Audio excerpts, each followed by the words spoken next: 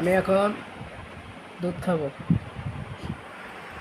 প্রতিদিন 1 গ্লাস করে খাইতে হইব, তাইলে শরীর ঠিক থাকবে।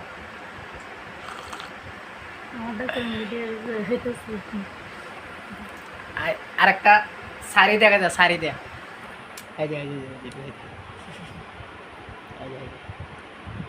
শাড়ি দেখা যায়, শাড়ি দেখা লাগবে। আর আমি এই যে গেলে বুঝো লাগবে, দুটা ভালো আছে না, লিল লিল মারে। হ্যাঁ,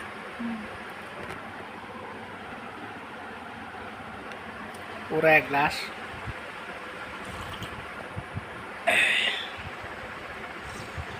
খাইলে ভালো, না খাইলে আরো ভালো।